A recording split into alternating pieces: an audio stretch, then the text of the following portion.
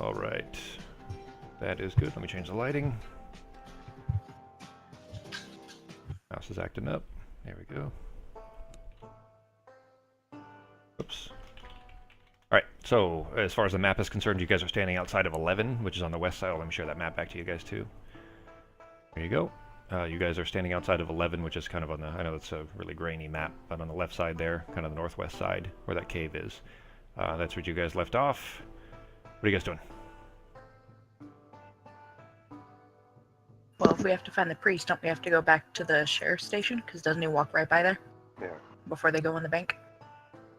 Well, what that was, just so you guys, remember, is he shows up there, at least assuming that that's who who the priest is that the voice told you to look for. That person shows up right as the bank robbery happens. Goes into the bank and then the robbery happens. That's still about 20 minutes away, though, right? Yeah. More than that. It's 25 minutes away. Yeah. It happens at 11:45.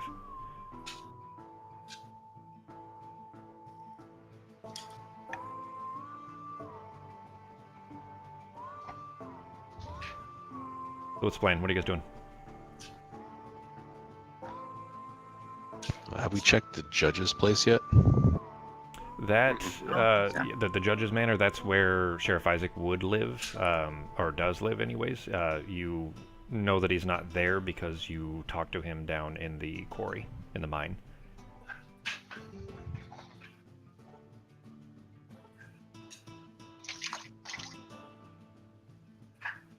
So check it out. What was that, G?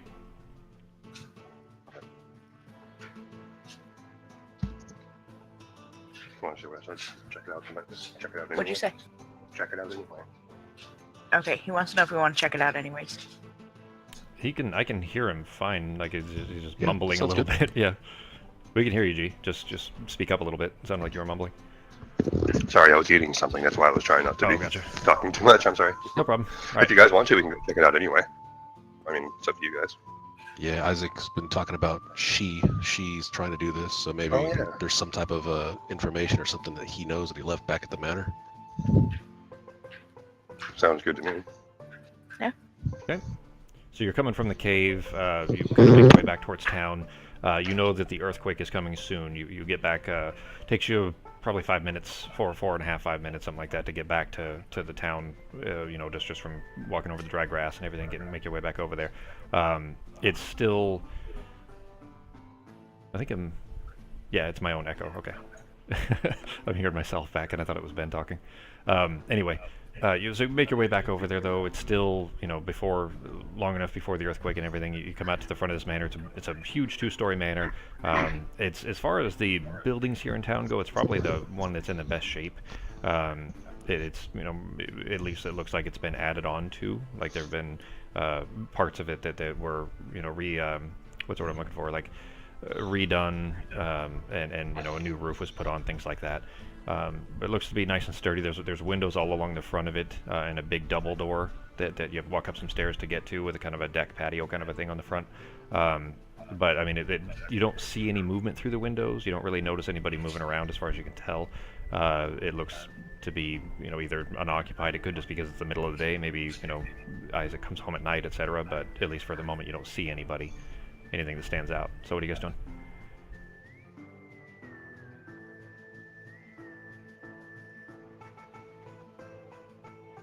You guys want to kind of split up around the house and look for a way in or something? Yeah. Sure. Try not to be too intrusive. Okay. So who's going Yeah. where? What are you guys doing? You're just gonna walk around the perimeter of it? Yeah, I'll head one way, and if somebody wants to head the other way. Walk around. Okay. Alright. All Yeah, three I'll of you. walk around the back end. Okay. Okay. All three of you roll with perception checks, please.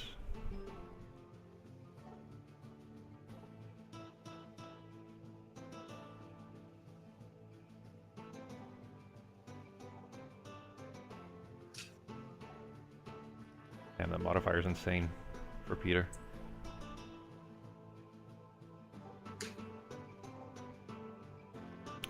You all kind of you split up and just kind of take different directions. Navarra kind of out front near the statue.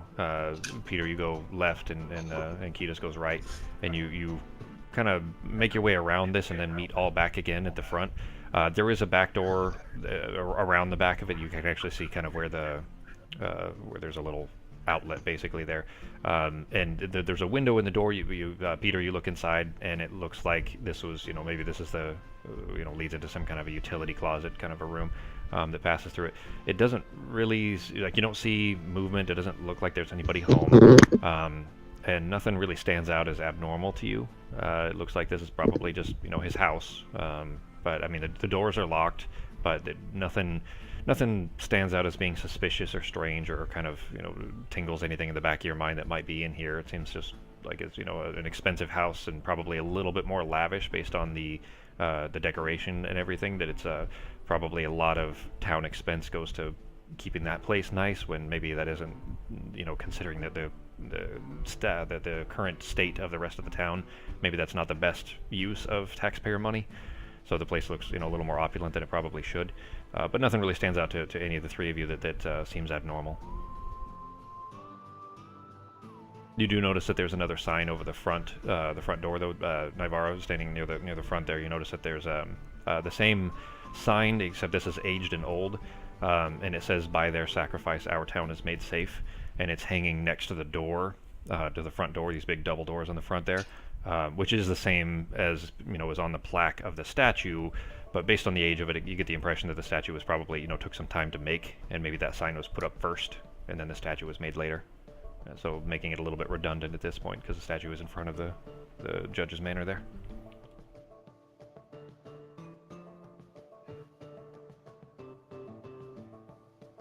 What you guys doing? You guys want to snoop around for a minute, or pretty much walk it off?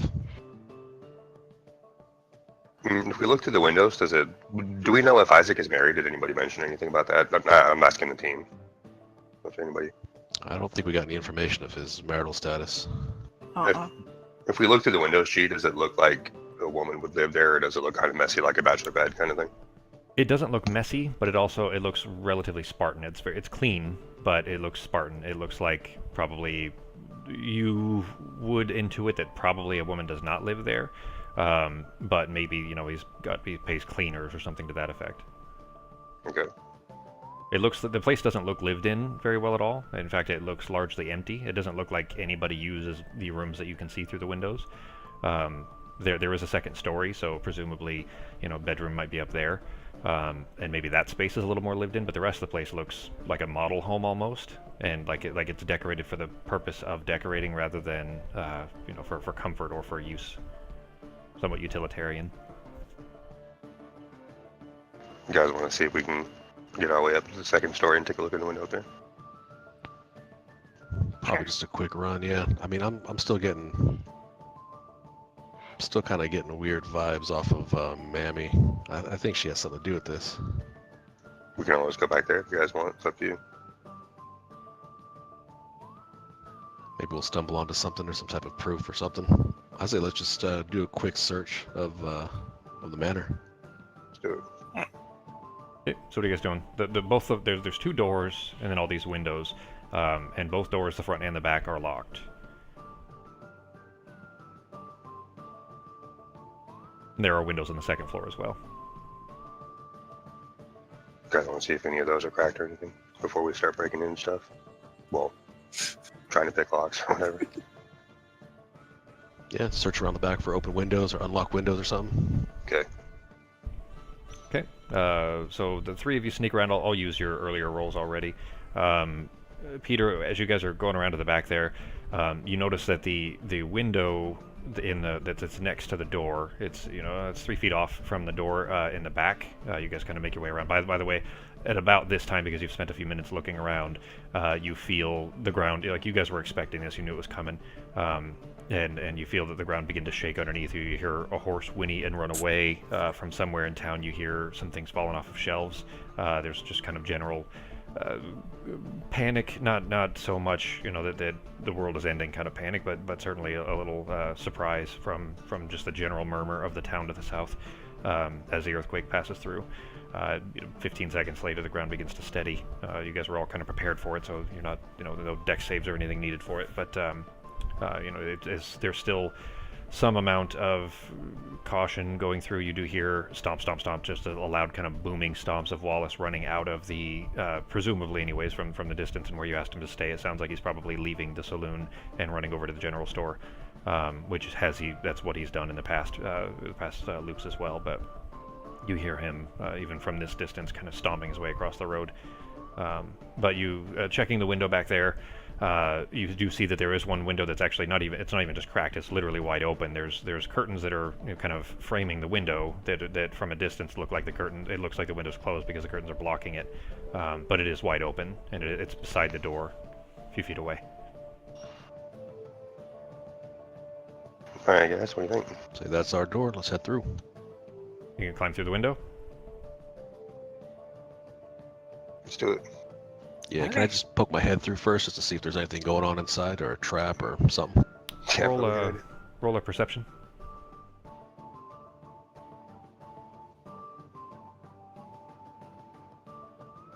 So you peek your head through the window, and you kind of have to, you know, use your hand and just move these curtains out of the way. You look around. You don't see anybody inside. Nothing seems abnormal. I mean, the place looks spotless. It doesn't look. The rest of the town has a certain amount of just kind of general dust on everything, and it's just the kind of weighty nature of all this just humidity and heat that's just stuck here inside this dome. And whereas inside this place it seems actually relatively cool. Probably not as cool as outside, but, you know, a little cooler anyway. And everything is spotless. So it looks, because of how spotless it is, it does look a little bit strange for that reason. But beyond that, everything looks like you'd expect this kind of a Manor 2 look.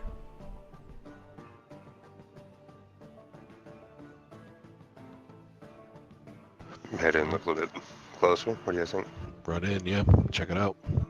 Well, it is beside the window that you're looking at is beside the door, so, you know, one of you could climb in and open the door for the others, kind of thing. Okay.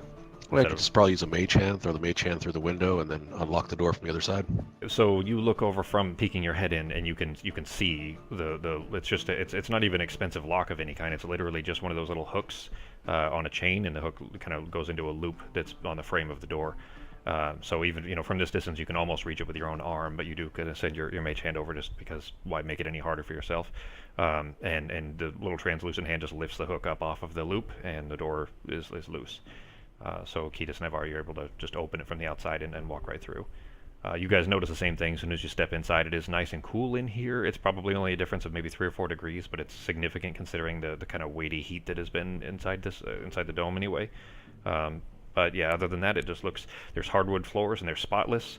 There's doilies on everything. There's, you know, just little knickknacks and furniture all over the place, and everything has a fucking doily on it. Just a very, let's say, professionally looking, decorated and designed, but not something that looks like, you know, something that would be comfortable to live in. This is the kind of place that if it were a modern day, it'd be an old lady that puts plastic on all of her furniture. That kind of thing. But you're standing in kind of a utilitarian little hallway that leads into the foyer, and up ahead of you is a big staircase that goes upstairs. And there's hallways that lead into other parts of the manor on either side of you. You guys want to split up and search the house for anything odd or anything that might refer to she?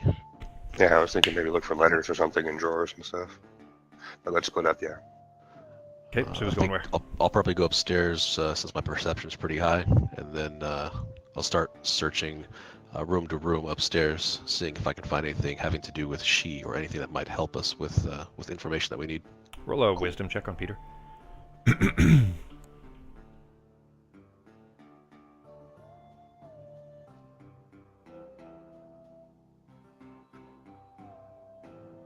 Natural 20 with a 3 modifier. Because Peter keeps kind of thinking back to that and him mentioning she, it's kind of just in the back of your mind pretty consistently, and it's something that that, you know, just thinking over and mulling it over, there's something about that statue that's been standing out to you, specifically that the you know, the by their sacrifice our town will be made safe and so on, Jack, June, and the visitor. And there's something about that every time that you're kind of piecing that together, you get the feeling that maybe the she is somehow June. You're not quite sure why.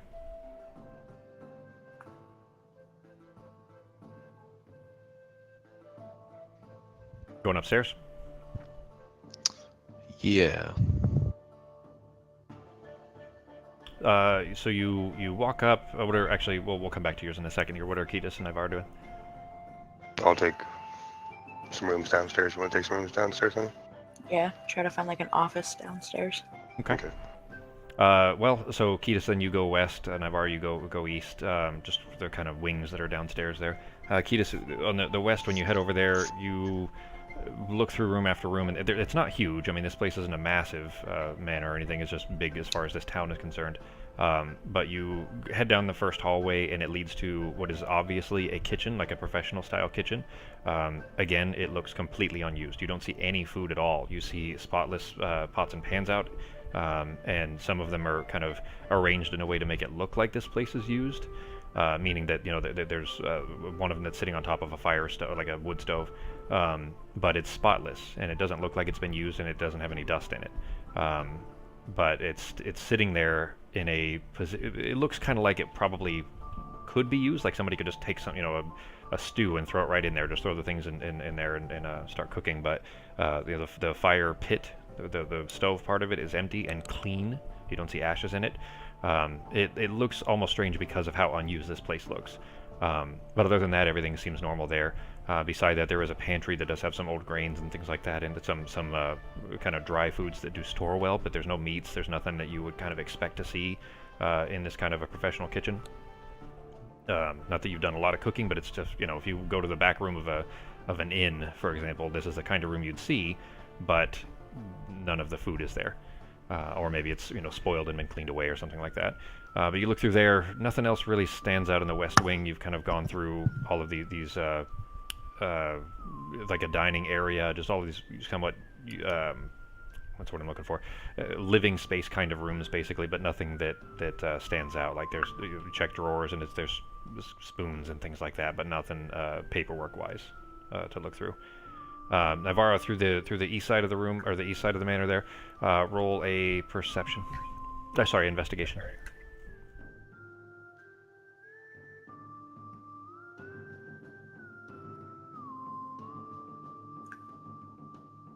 Another natural 20. Nice. You look through there, and you actually you don't find an office per se, but you do find a kind of a desk, and it's just against the wall. There's no chair in front of it or anything like that. It's not something it's not a kind of desk that anybody would sit at to work at, but there is a stack of papers all over it. It mentions what a group called the Liberation Brigade, and what they're, you know, some of the members of it, and you're kind of flipping through these papers. Nothing really stands out until you get to the very last one, and it mentions a man named Granger. And it says that well, it shows a picture of him, and this is like a hand-drawn picture, and it doesn't look super familiar, but if you squint a little bit, maybe it could be the guy that was on the horse with the religious symbol around his neck. He's the picture. He's shaven. His hair is either short or pulled back. You can't tell by the drawing. Doesn't look quite like the guy that... I mean, the facial structure may be close, but like I said, you might have to squint a little bit to make that match. And it calls him Granger. I'll put it in here for you. And that's what it calls him. But basically, it looks like this is a stack of papers. This looks like the same kind of papers that you saw in the sheriff's office, the jail, that showed the guys in the purple kerchiefs. Similar kinds of paperwork. These just look a little bit more investigative. Like maybe this is something that, you know, that the results of them kind of keeping an eye on these people and just keeping track of their goings on, that kind of stuff. But that's about it. I mean, the rest of this is over here. There's a den, like a living area. There's you know, multiple different animals that have been stuffed and mounted on the walls, things like that. But nothing that stands out beyond that. You don't really find any other paperwork or anything that stands out. So I guess for that then, for Peter looking upstairs, go ahead and roll an investigation up there.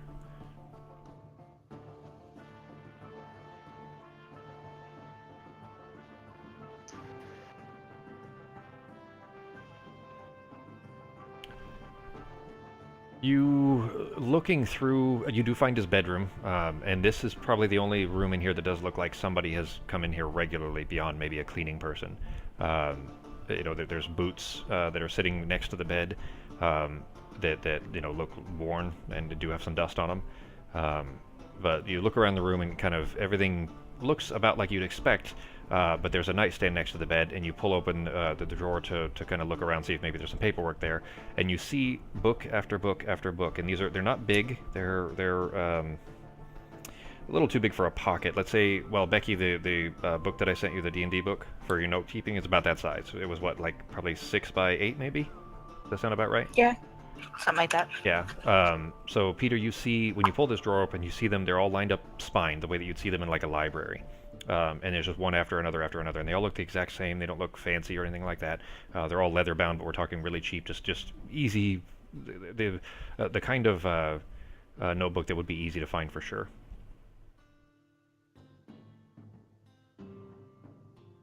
How you doing? All right, am I able to flip through those pages real quick just to kind of see what they're about? Sure. So you just grab the first one and flip it open, and it is, I mean, you recognize it immediately. As soon as you open this is obviously a guy that journals everything, and it looks like these are Isaac's notes. He doesn't refer to himself, but based on context clues, you really kind of infer that this is Isaac's journal, and it's just one after another after another. There's just tons of them in here. You see 6 actually, and then there's an open slot, just an empty spot where it seems like a 7th should be, and then there's 2 more after that. So there's 6, and you just pulled the first. And at this one, you pull it open, and it's just every single page front and back, and the handwriting is really neat, and it's kind of small script. He's writing very small basically to fit this all in, and it's all totally mundane, very boring details about running the town. And that kind of stuff about being the sheriff here in town. Is actually, sorry, from the first one, he's actually still a deputy in the very first part. But there's details in there of just some minor boring things that nothing stands out for. But you do infer based on mentioning travelers that have come to town and things like that, that these notes were before the dome went up. And you kind of keep flipping through that. You finish with that one. You set that one down. You could, if you were to go through them for a long time. You don't really have the time to read them all, of course, because we're already looking at like 11:40-ish by now. Probably 11:35 by now that actually, shit, no, it is 11:40 because you've been in the manor for a bit. Anyway, you're flipping through this, though, and you could, presumably, go through all of them to find exactly where the dome went up and things like that, but who knows if that's a good use of your time. But it does stand out to you that there's a journal missing.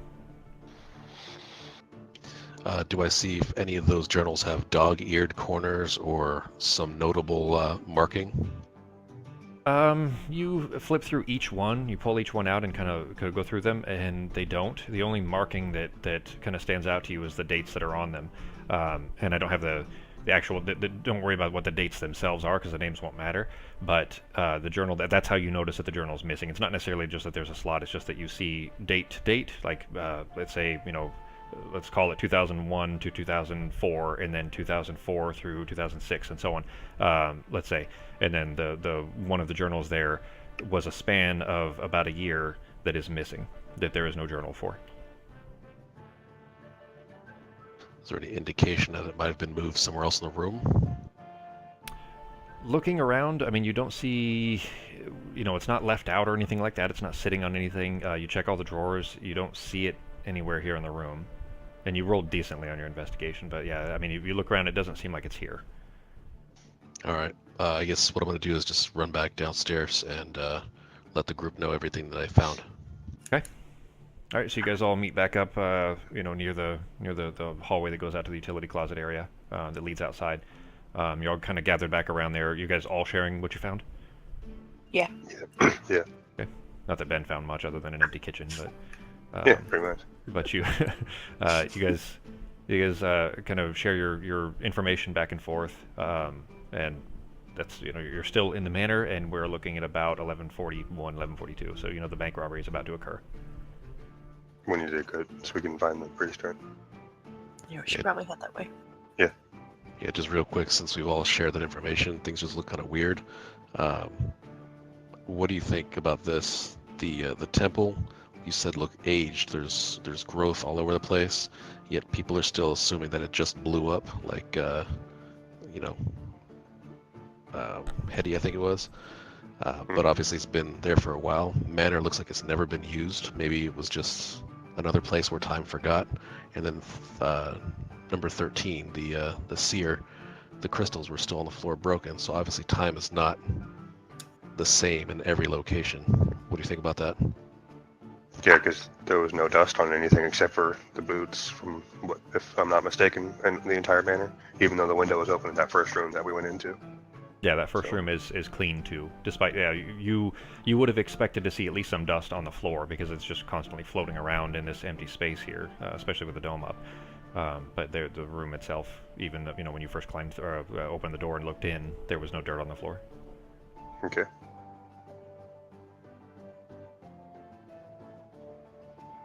The seer said something about divination is the key of some sort, right? Something about divination is the key to this. She said the divine. She said one of the clues that she gave you guys, one of the prophecies was to seek. Let me find it. You guys probably have it. Becky, do you have that written down? Yeah, I'm just trying to find it. You will need to seek divine intervention. So not divination, although that's the same root word, of course, but the divine meaning help from a god is what she was saying. Yeah, let's Is go that check out that priest. Yeah. Where are you guys going? Towards the bank robbery. And then where was it, in the alley behind the bank or whatever we saw the guy right up? Is that where it was? It was actually right in front because you guys were in the Okay. jail, which is directly across the main road from the bank. Go back But there. actually, by the time you guys are heading out, you kind of have gone back out the back, and as you are heading out the back and just walking through, closing the door behind you, you hear horse clopping through the woods behind you. It's coming from the north, and he's not coming your direction. It sounds like it's coming towards you, but not at you, but around. And you hear some murmuring and some talking before they eventually become visible through the trees. You do see, at least familiar to Kitas and Navarra, Peter, you were in the quarry when they came by earlier, so you didn't see them the first time. But you do see a tall man with shoulder-length silver hair, has kind of a respectable air about him, like he considers himself important, standing up straight, or straight on the back of the horse anyways. There's a gleaming pendant around his neck that's a side cross inside of a circle. It's really it's shiny, and it seems to be the only thing that's exceptionally well cared for on this guy. But he's riding, and there are four guys with purple kerchiefs around their necks that are walking beside him along the horse. They're not moving fast, but they do seem to be going with purpose, and they haven't seemed to have noticed you, but they are heading south towards town.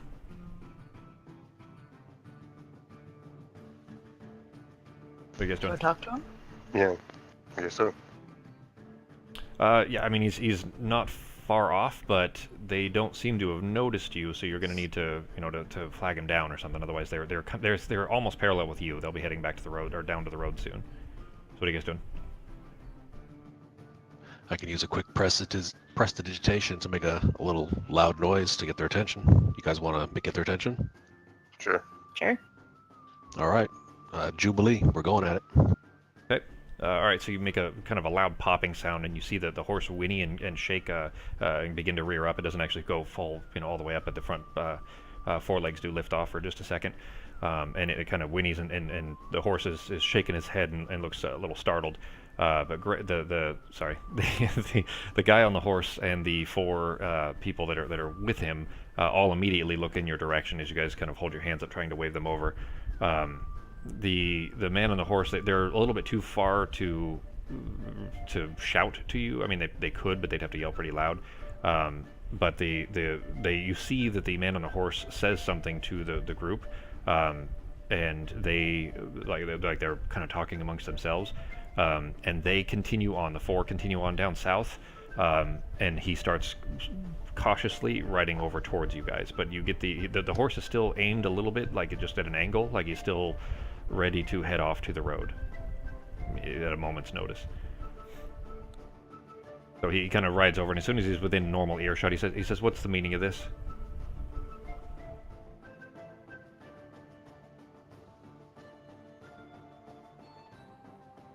He's gonna stand there silently. Sorry, we missed what you said. I didn't hear what you said. Oh, Yeah. Yeah. he says, what's the meaning of this? All right. Well, I know we got to tell him about what we saw in the cave, right? So. Yeah, spill the beans about the cave and the temple. Well, I mean, Yeah. you're going to need to be more specific than that because I don't know what it is you're referring to. All right. Well, say that. Well, I don't know. Tell him that we were told that we need to find a priest, and that we were Just hoping it might be him. speak in character so that I know exactly what you're saying. Don't not tell him that we need to find a priest because that's not. Yeah, I gonna was mean trying to anything talk to the group to figure out Oh, what to gotcha. say Okay, exactly. gotcha. All right. So Yeah, it doesn't if you guys, sound yeah, like if you're, babble.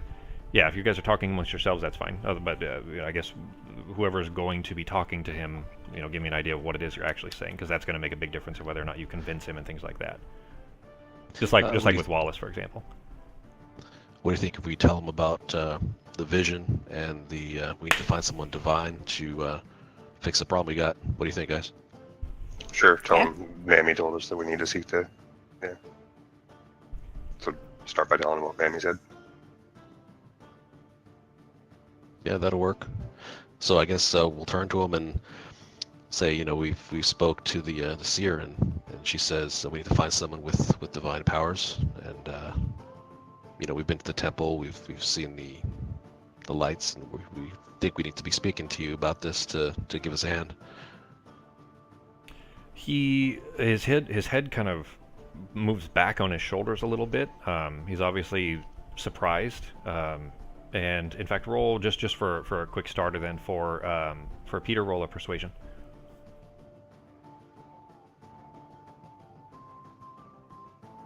What is with the fucking natural 20s, jerks? It was another natural. I think that's 3 for Sokka already. Is that patch? It's that new patch. Yeah, really. Yeah, the update that's went out just made natural 20s like way more common all of a sudden. Anyway, so his head kind of moves back a little bit, and his brow furrows, eyebrows come down. He doesn't reply at first. He actually he turns his horse slightly towards the road again, and he's looks like he's thinking, like he's contemplating something. And before he speaks, and he's still good 15 feet away from you. He's not within arm's reach or anything. He says, "Well, tell you what. I mean, look, my friends and I, we've got business here in town, so I don't really have time for this right now. I want to hear you out because you said you've gone to my temple, and I don't really know what to do about that. So we got to make this quick. Just tell me what it is you need, and I got to get going. Maybe we can meet up after we're done with the business in town." The only reason you convinced him, by the way, at least to stop for a second to try, is because it was a natural 20. Because you stopped him when, as you guys, because Ketis and I already know this, and presumably you told that to Peter, you know that they're literally heading to town to go do the robbery. Or at least they're there when the robbery's happening anyway. So him allowing that interjection is only because of the high roll that Peter had with his convincing of mentioning well, I don't know that you mentioned the loop specifically, but mentioning that you guys had gone to the temple and gotten some guidance to seek him out. Just talking to the group real quick, it doesn't seem like he knows we're in a loop. It seems like he's just out for himself right now. He's going to go rob the bank, not knowing that everything's going to end in 10 minutes, right? Should we try to tell him that? Or should we just mention about what we saw in the cave? Well, what he was saying to you guys is that you need to spit it out fast what you need because he's about to leave. So if you need something specific from him, then you need to tell him that, otherwise he's going to leave and then catch up with, well, he says catch up with you guys after his business in town is done. Of course, you guys know that won't happen. You want to just shock him real quick? I'll just say something kind of to pull him back. Cool. All right, I'll tell him, stop, don't go away. Sheriff is already at the bank waiting for you. Well, Wallace is actually at the bank waiting for you, for him, because you sent him there already. So roll a persuasion with advantage on Peter. Because you're kind of telling the truth, really, almost. So.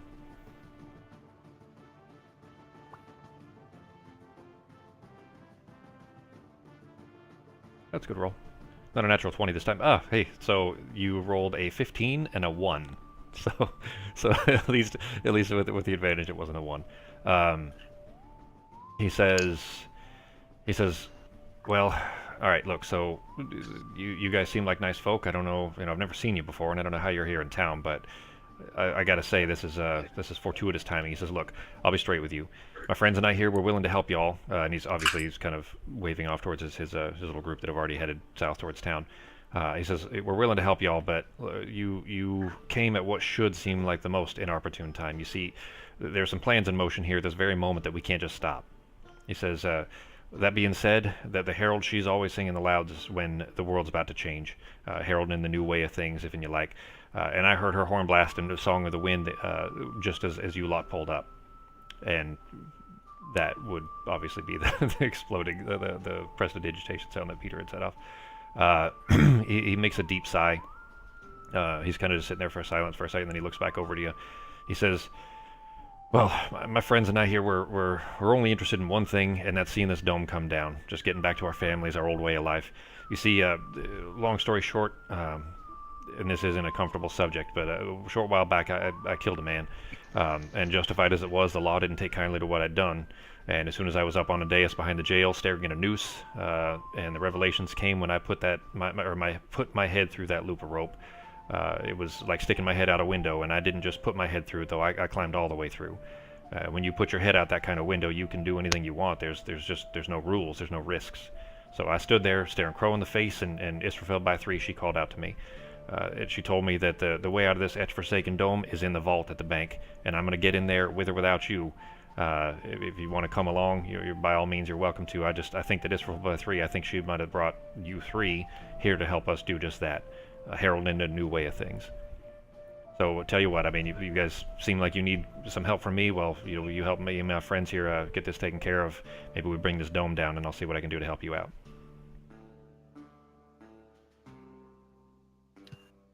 I gotta get going, so I need an answer.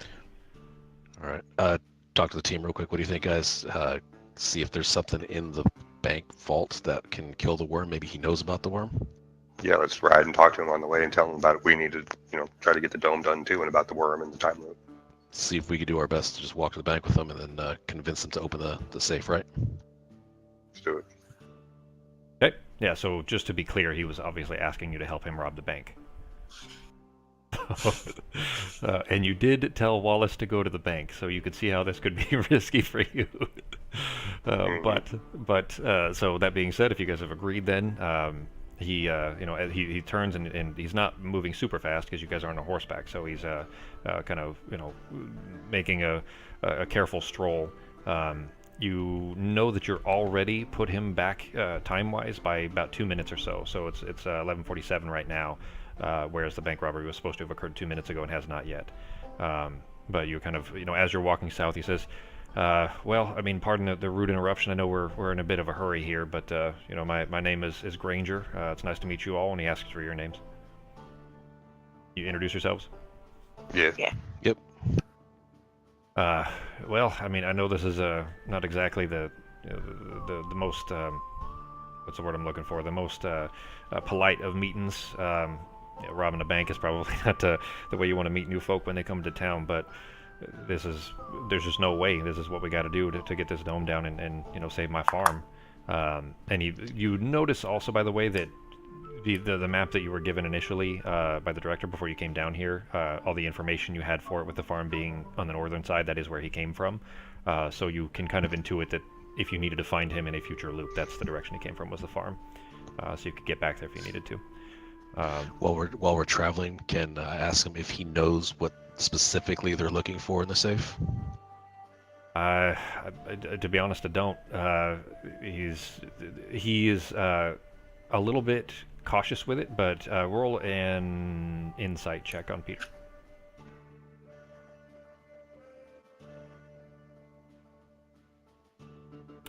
You don't feel like he's being dishonest or really holding anything back. He just doesn't have an answer to give you. He is certain that whatever is going to bring the dome down is inside there. He just doesn't know what it is or even what he's looking for. All right. As we walk, let's start thinking of a way to convince everyone to open the safe. Just let us kind of take a look inside. All right, so it's 11:50 by the time you guys get there, and you're standing outside. Oops, I didn't fix that, did I? Wonder how that works if I don't resize it. This is about what you're looking at from the outside. Just a simple bank. The door isn't huge. A couple of bay windows, and a patio deck, just like the rest of them, like all the other buildings here. But standing outside, you do see, as you guys are kind of pulling up with Granger there are four they're the same. They're not bandits necessarily, but the guys with the purple kerchiefs on that were riding with him. They're standing outside and kind of looking cautiously, very nervously back and forth. And of course, through the door, which is it's open slightly only because just inside the door is Wallace.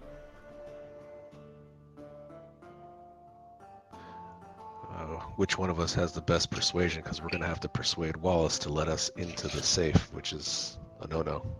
Mm-hmm. I don't. I'm antisocial, so I didn't put anything in there. Hang on, let me see mine. Yeah, what a +2. Navarre is very socially awkward. Hey, I grew up in the woods. Talking to deer and wolves and stuff, that doesn't give you a lot of social clout. Yeah, my persuasion's only +4. All right, I guess I'll do the talking. All right. So, you guys are standing outside. Here's a map for there to look for the inside as well. Just a quick VA. Pretty simple, small. It's not lavish at all. Everything's relatively clean. I mean, it looks like it's taken care of, but it looks a little old, a little run down. You see there's some stanchions there and things like that. In fact, Taquitos was in here before. I think this was in the first loop. That you stepped inside and saved the dwarf woman as the roof was caving in. But, so you guys are all kind of gathering up around the outside. The four. Granger is surprised and did not expect to see Wallace there. And he's kind of, he's getting down off of his horse, but he's trying to pretend like nothing's going on. Wallace looks very suspicious. So what are you guys doing? I'm going to talk to Wallace and do some persuasion on him. Okay. What are you saying? I'm going to let him know, all right, Wallace, so far so good. This past hour, everything that we've said has happened. This is time for the bank robbery. As you can see, we've done our part to help stop this robbery from happening and having people hurt. But we're going to need to ask one huge favor.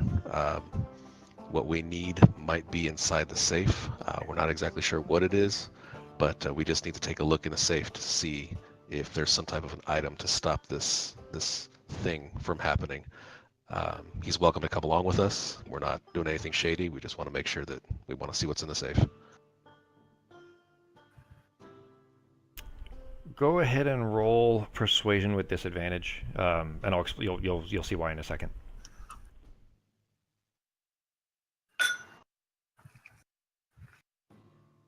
Oops, sorry. No, you did it right. So you rolled a natural 20 and a 5. Because the disadvantage, you get the 5 and not the 20, of course, because you take the lesser of the two. So that was another natural 20 for Sako. Unfortunately, he doesn't get to use it. But so you say that to him, and the bird he's standing sideways, and the bird is on the shoulder closer to you. The bird kind of hops over and is looking straight at you, whereas the stone head is still facing forward. And he says to you, "Look, I mean." You got to understand where I'm coming from here. You told me all these things were going to happen, and then you come riding up with the guys that you said were going to rob this place. I don't think I can let you in here. This doesn't sound right to me. You told him that the purple ruffians were going to rob the bank, and then you rode up with the purple ruffians. Yeah, but I told him we stopped it. They're not robbing nobody. So all right, so I mean, we'll translate that into narrative text of what you're actually saying to him. He doesn't seem convinced, but with maybe okay. So I guess tell me verbatim what it is you're saying to him to try to get that across to him, and I'll give you another chance at persuasion. Go ahead, G.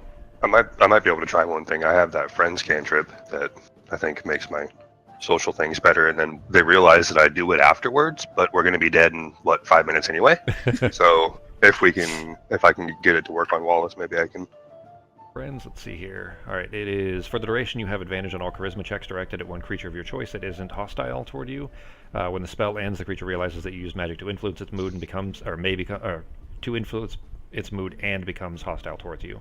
A creature prone to violence might attack you. Another creature might seek retribution in other ways, depending on the nature. Let's see, and it lasts for concentration up to 1 minute. That's going to be a real tight window. So if you want to use it, I don't tell you guys. What do you think? I don't care. That's a good idea. I mean, at the very least, it's reconnaissance to see what's on the safe, because I'm talking to the team real quick, because our next resort is just dumping acid on that safe and just breaking in ourselves.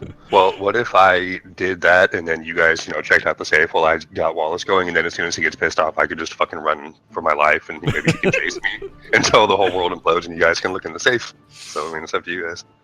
If he kills me, whatever. So yeah, time-wise, you guys are looking at like 11:54 right now. It's getting real damn all close. right. You guys want to try the friends thing, and I can just fucking run away, Might as well. get his attention. Okay, I'm gonna I have a try lot it. of choice. All right, so Okay. how that works, G, is it gives you advantage on charisma checks, so you can try to convince him, but you still need to tell me what it is you're going to say, and then you'll have advantage on the roll for the persuasion. Okay, because what I wanted to try to tell Wallace is the reason that we rolled up with the guys in the purple is because we are still learning exactly what we need to do to stop everything from ending and to get rid of the bubble and everything anyway. So it's new to us as well. So I apologize for riding up with these guys. We didn't know that we were going to have to aid them to try to stop this. Okay. So, Okay. I like that.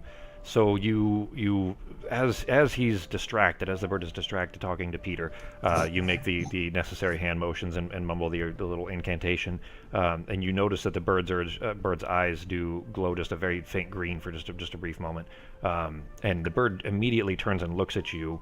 You kind of say that to him. Go ahead and roll a persuasion check with advantage. okay. Could really use a 20 right now. Yeah. Yeah, I hope so. Let's see.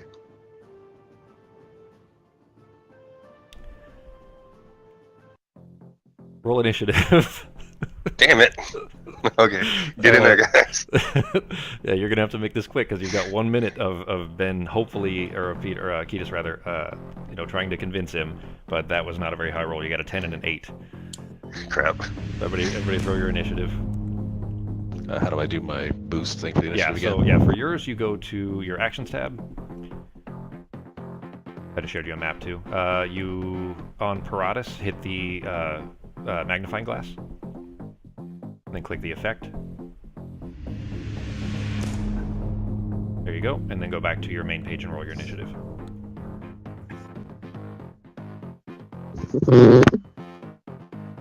There you go. You rolled an 18 and a 12, so your advantage helped a lot there. All right, so you guys, Wallace is. I'm gonna go ahead. I'm gonna put you on the map just for simplicity's sake, because I didn't have a map of the front. So, Ketis, I'm gonna put you right next to Wallace because you're trying to convince him. For Navarra and Peter, you guys can place yourselves wherever you'd like. Peter, you have Toki on you. Yep, Toge's on the shoulder. There you go. All right, so you guys can go ahead and move yourselves. Ketis, you just need to be kind of close enough to him anyways because you were talking to him, but it doesn't need to be right next to him. You can move yourselves a little bit if you want. Yeah, that's fine. All right, so I didn't put you guys in initiative necessarily for combat. It's more just for this is a very dense period of time of what's going to happen. So if it does turn to combat, you won't. You don't have a lot of free action, I guess, because there isn't a lot of time left. So you've tried that convincing of him. He does not look convinced. He is holding his halberd, and now you do have Granger and two of the guys are standing in the doorway, ready to come in. What are you guys doing for your? Or let me put them in the tracker here for you too.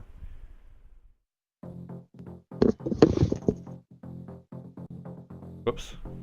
Damn, he's huge. Yeah. There. Yeah, he takes up a lot of space, obviously. But Granger and two of the other guys are outside still, just outside the door. So what are you guys doing? Peter and Navarre, you guys want to move yourselves, or you want to stay where you are? What kind of movement do I have? Well, this is your initial placement. So, I mean, if you would have come in the door and moved off to the left, that's okay. Just place yourselves where you would be, You can't be around the counter or anything, but yeah, you could be, you know, off that way. Toki with you? Okay. Alright, so Ketis is trying to distract Wallace. You guys, when your turns come up, are welcome to do as you choose there. Looks like Ketis and Navarre are actually the same on the initiative order, so whoever wants to go first, you guys can decide amongst yourselves. Who's doing what? Go ahead, honey, because I'm just going to try to keep Wallace distracted for as much time as I can, even if he attacks me. Okay, well, I guess I'm just going to try to sneak up over this way. See if you guys can get to the safe. Okay. You do have your full movement, so you can go ahead from the we'll call it from the door actually, because you guys are all kind of trying to do this all at once. So count it from the door. You have your 30 feet. There's the only person that you've seen so far besides Wallace is the dwarf woman behind the counter. Alright, well, from the door, I'd only have one more right there. Okay. All right. So looking back, you do see what you see on the map. Basically, I didn't bother using a mask for this because the place is really small and you can actually see through the windows and stuff, anyways. But yeah, you see a desk back there with some paperwork on it, some chairs, and then it looks like there's around the corner. There is a wall.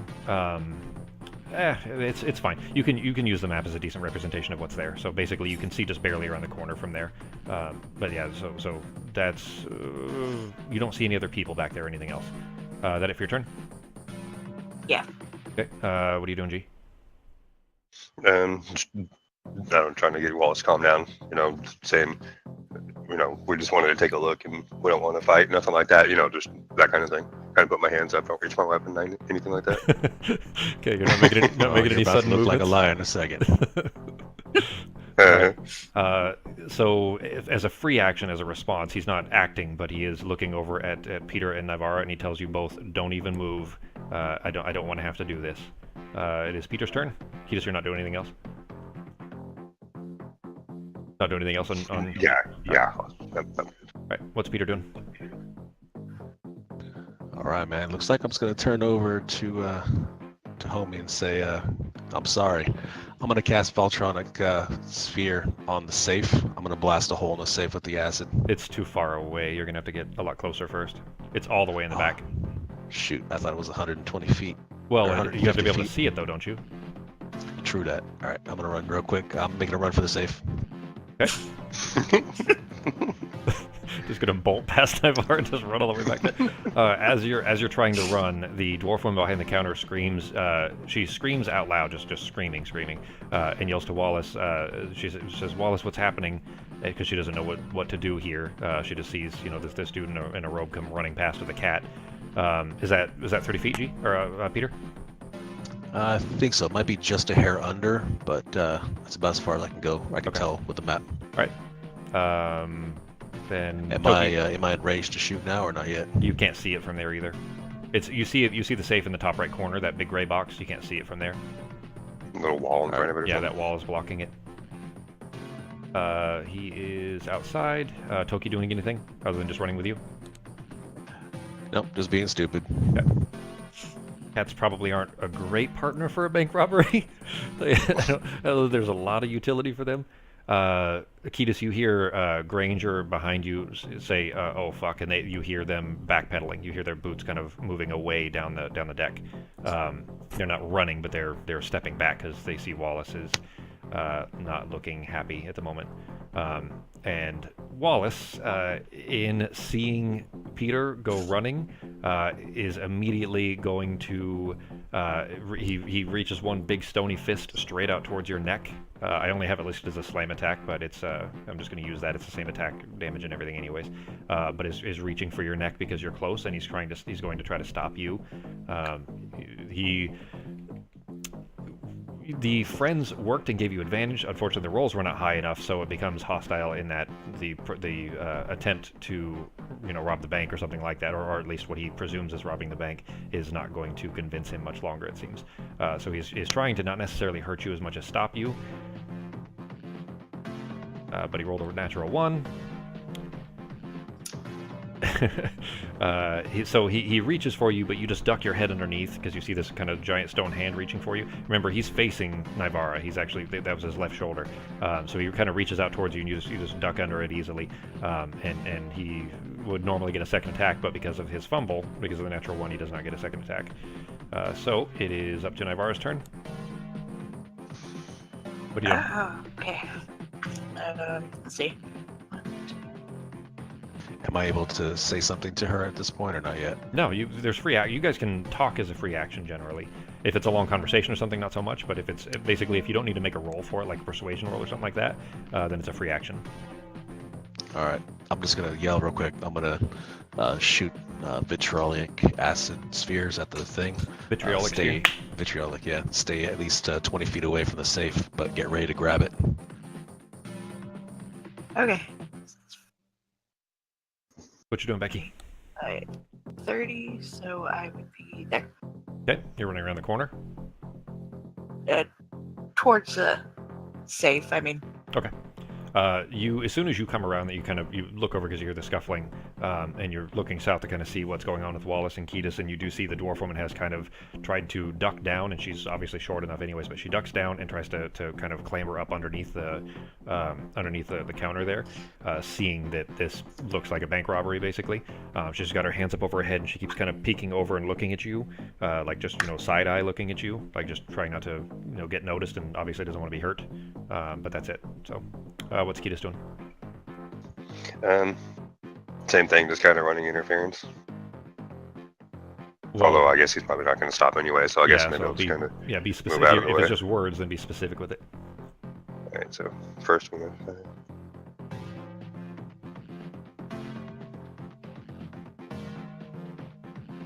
Okay. He's gonna get an opportunity attack on you. Okay. Well then, I'm not going to. You all three of you get the impression, by the way, that he got a -3. He rolled a 1 on his initiative and had a -4 for his modifier. That's how slow he is. So he's at the bottom of the list. But with as big as he is and how nasty that halberd looks, you don't feel like you could survive getting hit too many times by this thing. So just as a heads up. Not that it necessarily matters, because the loop's going to reset anyways, but just keep that in mind. So what are you doing? Yeah. Alright. Well, just in case, I'm going to raise my shield and then just, I don't know, try to keep his attention. Just. You're going to try to feint at him with your sword or something? Like try to, make him attack you instead of going after them, or what? Yeah. Okay. Something like that. Alright, go ahead and roll But an first, attack. Put your shield hang up and on. roll an attack. Yeah.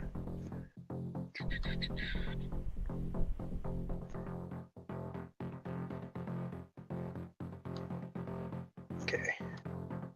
Yeah, and then roll an attack like I would. Yep. Okay. But I'm just gonna do like a mock attack, Yeah, it doesn't need to be lethal. Just to see if you Yeah. what you're hitting.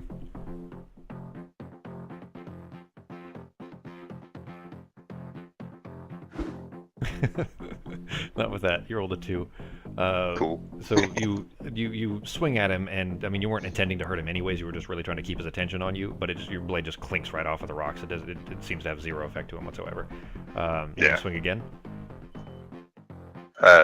Did he? I mean, did he turn around and look at me? Does it seem like he's paying attention to me? He's facing you 'Cause if anyways, so, because he was facing to the left there. So I mean, he's still the stone is facing you. The bird is facing towards Navarre and Peter. All right, then I'll do it again then, just see if I can get his attention. Okay. Fully.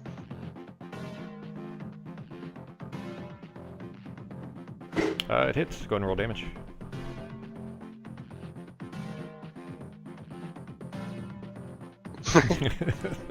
And he resisted it. He has a resistance to non-magical anyways. Actually, no, it's magical. So it was just because it's slashing. So he... Wait a minute. Literally 0 damage. So you got 8 total, but it does not look like it hurt him at all. This particular type doesn't look like... You probably would need something more than just your sword, it seems like, to hurt him. But, I mean, it does look like the bird looked towards you, and then it still looks right back towards them. And it starts... not that birds can scream, but it starts squawking, basically, towards them to get back here. But if your turn? Yeah. Okay. Peter's turn. All right, making a move for the safe.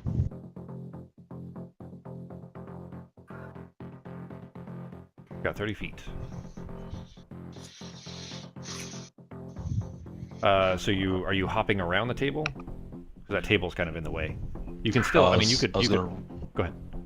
I was running around the left side of the table and then to the right. Okay, I gotcha. So you're running around the table and then you'll have to jump over the chair, but either way, that puts you, where you could blast the safe. Yeah. So I'll cast a vitriolic sphere. Find that here. What level is that? 4th level evocation. All right. Vitriolic sphere. You point at a location within range, and a glowing 1-foot diameter ball of emerald acid streaks out there and explodes on a 20-foot radius sphere. Each creature in the area must make a dex saving throw. On a failed save, creature takes 10d4 acid damage and another 5d4 acid damage at the end of its next turn. Successful save, creature takes half initial damage and no damage at the end of its next turn. Okay. As far as we'll go ahead and roll the because the safe isn't moving. I'm not going to make you roll an attack to hit a non-moving safe from what is essentially a straight shot without anything in the way. We'll assume that you can hit something like that. But go ahead and roll the damage on it. So go ahead and mark off your spell slot. All right, it's a 4th level, I think. Hold on a sec. Yeah. It takes me a minute because I have to use a scroll wheel. Scroll through like 10,000 spells. There's a little slider, the thing, you can actually click that with your mouse and drag it up and down instead of having to scroll. If you change the mode to combat, then it won't have all the spells in there, it'll just have the ones you already have prepared. In the bottom left corner, that mode. Alright, and then shoot damage or yeah, attack. the 10d4, the damage. Alright, going out. So you, as soon as you come around the corner, you kind of expected this might be back there. You actually first came around the first corner, looked back there, and did not see a safe. You just see a table with some papers on it and a bookshelf and things like that. And then when you go around the kind of the second corner, through the second kind of back room here, you do see a safe there, and this is what you presume is the vault that Granger was talking about. So you send out this orb of glowing greenish liquid that crashes into the front door of this and just explodes over it, just kind of raining this acid over top of it, and it begins to kind of sizzle away at the middle. There is a handle on the front of this, and as soon as it crashes over it, the door kind of pops open a little bit, and you realize that it actually wasn't locked in the first place. But because with the force of it, kind of hit it and rattled the door open, so it didn't look like it was even locked. But the door does pop open a little bit, only a couple inches. But now it's covered in this kind of burning acid that is kind of filling this place with the beginnings of smoke. As that is happening. Actually, not yet. So that's you basically blew that over the top of it. The safe looks like it's open. It is melting a little bit. Is there anything else for your turn? Any bonus actions or anything? Nope. Is that it for your turn then? Yep, that's it. Okay. All right. So, from outside, Ketis, you hear this specifically. You hear. Actually, all three of you hear loud thumps hitting the ceiling, and then a kind of like small explosions, basically. Each thump, and then a boom, and a thump, and a boom. And what you're hearing, you hear glass shattering. You kind of intuit that this is somebody throwing bottles that are lit on fire up onto the roof. When the place went up before, you did hear loud booms inside. This isn't necessarily the same thing. This is them throwing Molotov cocktails, essentially, on the roof. And Peter, you did hear, sorry, not Peter, Ketis, you did hear Granger and two of the guys at least step away from it. You're kind of gathering that they're throwing this on top of the place to try to, cause as much distraction as possible. But the place is on the roof, at least, is starting to catch fire. You can kind of smell the telltale smoke kind of beginning to fill the place. That is it for them. Toki doing anything or no? No. All right. Then Wallace, who is Ketis, you kind of looked over your shoulder and saw them outside throwing these, lighting these things on fire and throwing them. And as soon as you turn to look back at Wallace, you see that the space between the rocks, he's been basically a dense collection of rocks, just like a pile of rocks. But the space between them is somehow growing, and the kind of sandy clay almost that's holding him together is kind of separating a bit until he's just much larger. He's now filling this entire room. There's just no space left. He's blocking the door completely. There is no way that you're going to be able to get past him, it seems like, and he is much larger now. That he's basically, instead of just being a collection of rocks, he's now rocks almost in the shape of like armor on top of this kind of pile of clay, and is immediately going to swing the halberd at you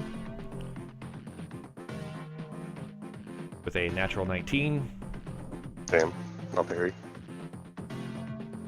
He with his first swing did 36 damage. Go ahead and roll your parry to reduce that as much as possible. Damn.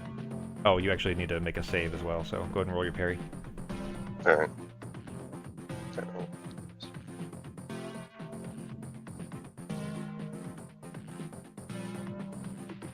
Better than nothing. And what?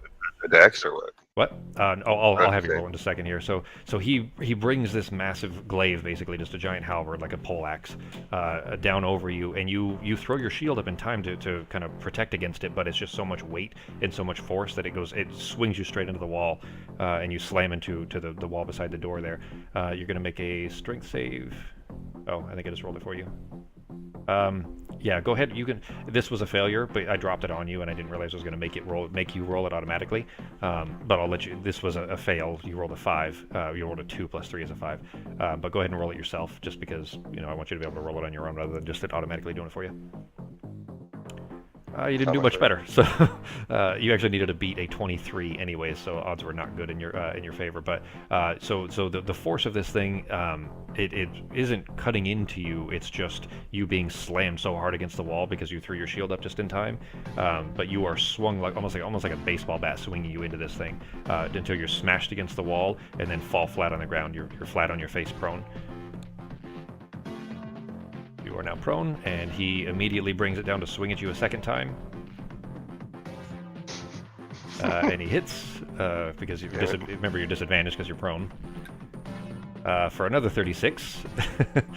You're pretty badly fucked up. This time it does cleave straight into it, just cuts off all the meat covering your ribs is no longer there. You are cut open wide and just pouring blood into the floor. That is it for its turn. It isn't looking good. You probably won't survive another round of that. Just so you're at 69. You took 69 total damage. You have 98 total. So you've got 30 HP, 28 HP or whatever that is left. It's only a flesh wound. Yeah, exactly. As long as he doesn't need limbs. As long as he doesn't need limbs anymore, he'll be fine after this. Navarro's turn. What are you guys doing? 5, 30. Dang it. As far as I got. Remember, you can dash, so keep that in mind. Do I have dash? Yeah, so dash, it's not a rogue thing, like anybody can do it. So basically it means that if you want to move twice, you want to move double your speed, it takes your action to do so you won't have an action on the end of it, but it would be, your bonus action or free action or anything on the end, but you can run double your movement speed as long as you use your action to run. Are you going to cast a spell from there? Because if not, you could do it. No, probably not, so, alright. Okay. So you can, you make your way up to the safe. You can, kind of carefully. You've got gloves on. Just kind of reach to the inside of the safe and spin it open. That's not covered in acid, and spin it open. Just inside, you do see it's just chock full of diamonds. It's top to bottom. It's so overflowing, in fact, that might be why they didn't close it, because they don't need these chips of diamonds anymore. They're not really of much value. They just don't have anything else to trade. But looking around through it, you don't have time to look thoroughly, but you do see some papers and things like that in there. But on your next turn, or if Peter gets over there in time, then you guys could, actually spend time to look, because it'll take your action to kind of dig through this stuff to find anything that might be of use or value. Is that it for your turn? Yeah. Okay. Ketis' turn. What are you doing? You can stand up. It'll take half your movement to do so, but it means you won't automatically get crit next time, or have a disadvantage anyway. Stand up first, of course. Okay. All right. So you stand up. And so I'm assuming my Stratos would come back on the reloop, right? Because it's physical, right? It's not a spell. Yes. Yeah. Anything that's physical does come back. So you have 2 full Stratos vials right now. I'm just going to stand up, and for my action, I'm just going to drink a full one. You gonna chug it? All right. Yeah, I mean, there's no reason to even fight back. I'm not going to do any damage to him, so I might as well just try to survive as long as I can. Sure. All right, go ahead and roll your And then I'm full, just gonna- the full heal, the 3d4 plus Okay. 4. And then I'm gonna put my shield back up. And then... Okay. Well, that's a decent heal. You might be able to survive one more round, maybe. But yeah, so you kind of stand up, and this gaping wound that's in your back that is just kind of carved off all the meat that was over your ribs, is just pouring blood, and like you even raising your right arm is difficult to do. But you throw your shield up and reach down to your belt and just try to chug down one as fast as possible. You're kind of getting a little bit hazy, a little woozy from the blood loss, but just trying to hold yourself still and keep the shield up in front of you. You notice that the bird on Wallace's shoulder is not there anymore. The bird looks like it's maybe flown off. You don't see it on his shoulder anymore. And you, in fact, actually, because you were watching him anyways, you did notice that he started to expand when the bird flew off. That's when he started to grow and get bigger. Anything else on your turn? No. Okay, Peter's turn. All right. I guess I'll assist Navarro with thumbing through the safe, since we're on a very time-sensitive. 5, 10. Yeah, I'm you could gonna get dash close enough. over. Yeah. Okay, go ahead. So it'll be your guys' next turn then, to be able to spend your action looking through it. There is that other room too, but if what you want to look in is in the safe, then you guys can look through it on your next turn there. Is that it for your turn then? Yeah. Okay. You guys from outside hear just panic and rustling from outside, like townsfolk are gathering around.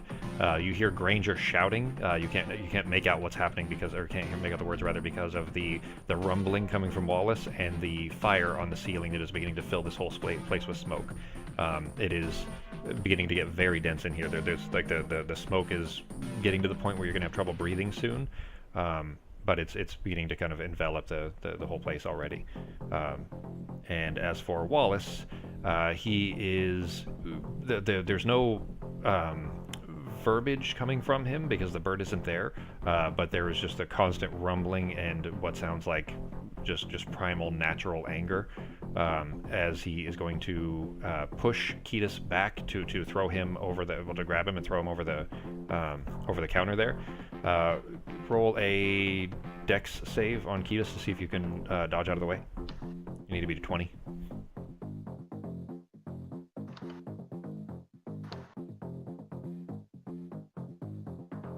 Not with that. So he reaches this massive just stone fist over towards you and grabs you, not even around the neck because the hand is too big, literally grabs your whole face in its hand and just picks you up by your head and flings you overhand through the window. You go crashing through the glass in front of the dwarf. Well, she's underneath the counter there. But you go crashing through the grass and smack against the wall up here and then fall down in a clump again, prone again. I'll drop that on you. And you take 22 damage from it. Which, in your case, is probably preferential to what he otherwise could have done, because that cleaving would have really probably just cut you in half. But you are now landed over there, prone, behind the counter. You do see, through the daze, as soon as you can open your eyes, you see this dwarf just panicked and crying underneath the desk there. It's the same one that you carried out when she was half dead before. That is it for Wallace's turn, and it is back to Navarre. What are you guys doing? Oh, by the way, sorry, he's expanded even further, and is now filling up this whole space basically. There isn't much room for him to continue expanding without pushing the roof off. He's so big now, and it's just this kind of glowing clay and sand that is kind of growing and filling this whole space, and the rocks are just kind of on the outskirts of it. The rocks aren't even the most of this thing anymore, whereas it was all of him before. It was just this pile of rocks. So Navarro's turn. What are you doing? Looking through the safe, seeing if anything stands out. Peter is helping you with that. It's not technically his turn, so he shouldn't be able to yet, as far as using his action to do so. But Peter, you're going to help her with the investigation. Was that the plan? Yeah, I was going to help quickly rummage through the safe around those diamonds and read over those papers, see what's going on in there. Okay. All right. Then I will give you the choice. You guys can either both make individual rolls to search through it, as you're kind of both looking through different shelves of this thing, or one of you can aid the other. meaning that one of you would have advantage, or you can both roll individual rolls. Would this be an investigation or a Yeah, perception? investigation, yeah.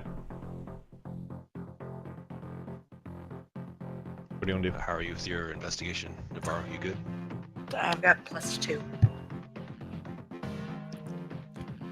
I'm at a +9. All right, so... Well, I could just aid you then. Yeah. So Okay. All right. Yeah. Then in that case, Navarra, you kind of you stand back and you pull the safe wide open. So that conversation right there, which ones who has the higher modifier, that's called metagaming. Normally you wouldn't do that, but in this case, like Navarra would know that Peter is good at kind of investigating and looking for clues and things like that. So in this case, we would say that metagaming is just translated into Navarra kind of helping him because she knows that Peter's good at that kind of stuff. You grab the door of the safe and swing it wide open, and you reach in and you just start shoveling all of the, because this is Navarra's turn still technically, so you start shoveling all of the diamonds just straight onto the floor, like not even trying to gather them or anything else. You just know that these diamonds are not what you're looking for, so you're just throwing them all just out of the way and on the floor, so that everything else that's in there, he'll have a better chance of kind of going through without having to dig through those diamonds. So this is how you're helping him. Does that make sense? Yeah. Okay. All right, Ketis' turn. What are you doing? Standing up again? yep. All right, so you've now stood up. You are pouring blood from your ears. Your nose is pouring blood. You are a really jacked up mess, and standing up against the wall on the kind of back counter of the bank there. The roof above you, you hear it creaking already. What are you doing? All right. Well, I'm going to look at the dwarf lady and say, "Why are you the one crying?" And then I'm going to move back right there so the roof doesn't fall in on me. And then I'm just going to get ready to attack. Like so. it's okay. I was going to say it sounds Is like that it's an creaking all opportunity around. attack? Is he technically within range of me? Actually, technically, yes, but only because that God wall damn is it. in the way. His range is 15 feet, so I mean, it would have Okay. been, even at his small size, is 15 feet because it's a halberd. But it would be, but I mean, you crash through the glass, but unless he was like kind of trying to poke you with it at a distance, because he's so huge, it would be, it's not. He's not going to try to kind of be that precise to poke at you. But yeah, so I mean, technically yes, but I'm not going to bother making the attack for it. All right, so you then I'm just just going back to wait away. there then. Okay. Peter's turn. Roll an investigation with advantage because Navarro's helping you find it.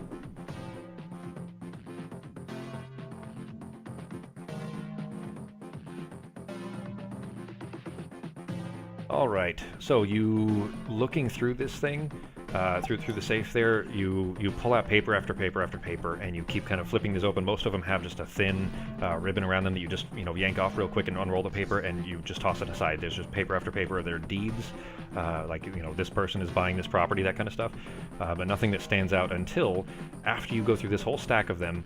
You see what looks a little familiar. You see underneath this whole stack what looks like the same exact style and design of the journals that you found in Isaac's room. And you pull it out and flip it open. Near the end of the book, you see actually where, as you're kind of flipping through the pages quickly, trying to see what this would be. The end of the book, you see the last third of it or so are blank pages, and you looking through the earlier ones notice that he wrote front and back in very tiny small print to fill the whole thing. So that this is unused seems strange. It stands out a bit. So you flip near the last couple of entries there, and you read the second to last entry there, and in this tiny, well-composed print, you read what he's written there, and it says, "Daddy was a safety inspector for mines, operating all through the northern counties of the Amber Road, and as you might imagine, that made for very cautious upbringing for me and my kin. Every bit of wisdom my old man passed on to me dealt with how to avoid the dangers of the outside world, or the world outside our front door, how to evade bandits, ward off hungry beasts in the wild, and how to prevent accidental hazards in the home, stuff like that. But nothing prepared me for today. Nothing prepared me for that fucking staff." And as you're reading through this, the creaking above you is getting louder and louder, and you hear a split. You hear wood beams begin to split. You know that you don't have very long. You doing anything different? You're just going to keep reading? Let me check real quick. Yeah, actually, we're probably running out of time anyway, so I'm just gonna You know very take- clearly, yeah. You have maybe a minute left. Yeah, I'm just gonna take every second possible and just read as much as I can. Okay. And that way, I'll have the wisdom to share later. Okay. So you keep reading there. It says, from the moment I saw it, I knew there was nothing I wouldn't do to get that shiny stick. I just didn't know why. I trusted myself to resist that temptation, to put it back towards the back of my mind, to focus on the hard work of bringing this diamond mine back to life. And today I faltered, just for a moment, and I ruined 3 lives in the process.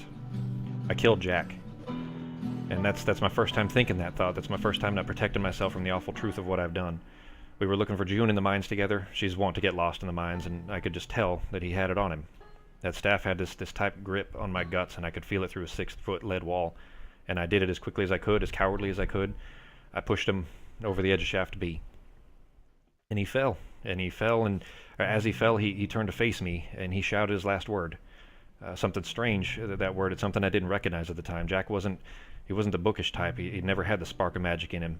But in that moment, just after dooming him, I prayed that it was some kind of killing curse. But he missed. It flew over my head, and as he sank into that black below, I looked behind me, and I saw my prize, the staff that I just killed my very best friend for, in June's hands.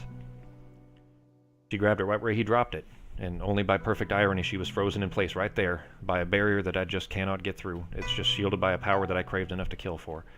There's nothing I can do to get her out of that state. I tried it all. There's nothing I can do for Dry Gulch now that she's trapped us all in here too. I deserve damnation for what I've done, but Dry Gulch doesn't. And that was the second to last entry, and as the environment is beginning to to cave in, and basically as the roof is split, and now the middle part where the dwarf is has caved in completely, you can still see Wallace only because the roof has fallen in, and you can now see where the roof has fallen. You can still see him above it because of as big as he is. In fact, actually the front of it, I guess this is for Ketis because Peter and Navarra can't quite see that far, but you can see that the roof is actually beginning to cave in on Wallace as well. It's just he's kind of holding it up because as tall as he is, it's just fallen on his head. But that was the second to last entry, and you just quickly kind of flip over to the final entry to read it, and it says, I figured out what that last word was.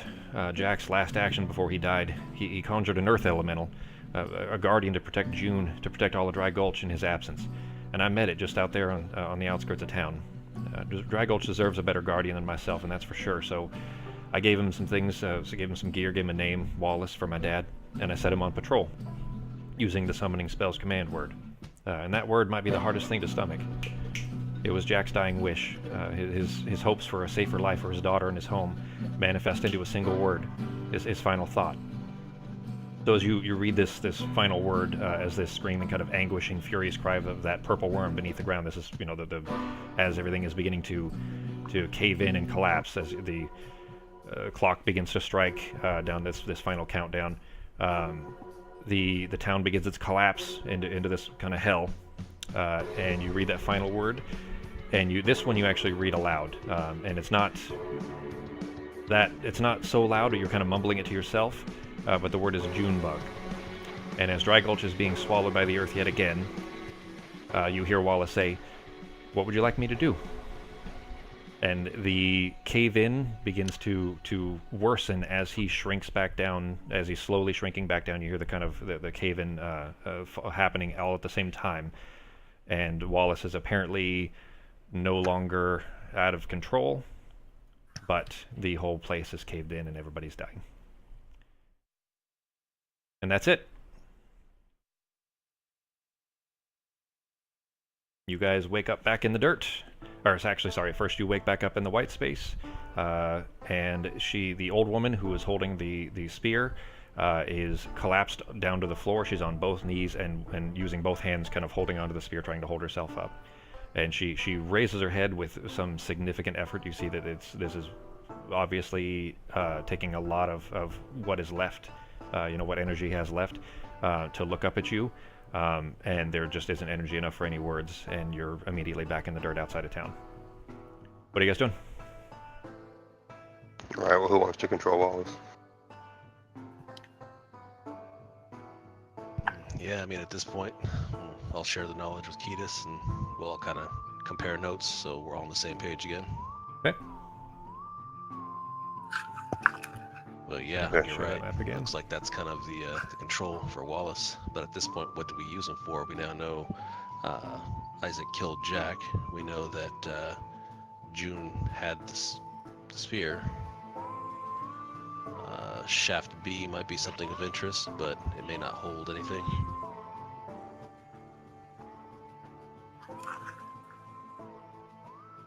So you guys, Wallace is standing there in his kind of normal shape again. You hear the cry of the bird, the little vermilion flycatcher that lands down on him. It perches up on his shoulder, and you're kind of carefully standing up and dusting yourselves off and quietly mumbling amongst each other. Peter, it would take you probably a good 45 seconds to a minute or so to explain what you read. Let's call it probably 30 seconds. You know what? We'll say that it's not enough to make it kind of awkward for Wallace, in that you're kind of talking amongst each other as you just appeared in front of him. But let's just say that you kind of shared that information to him. Wallace then says, "We don't get a lot of visitors here. Can you please identify yourselves?" All right. Well, you want to control him, Sako, since you discovered all the stuff, or do you want somebody else to do it? I guess it doesn't really matter, but whoever wants to say the word, and then we can just make sure he stays out of the way and or put him where we want to put him. So. Yeah, I mean, I could roll with him. We still got to figure out what to do though at this point, but that's Okay. fine. I guess I'm just gonna stand up and just say Junebug. You see the bird, there's a little kind of a dim green glow go through the bird's eyes, and the whole thing, the elemental included, stands up straight. There's kind of this rumbling sound as the rocks kind of shift, and it stands up straight. And he says, "What would you like me to do?"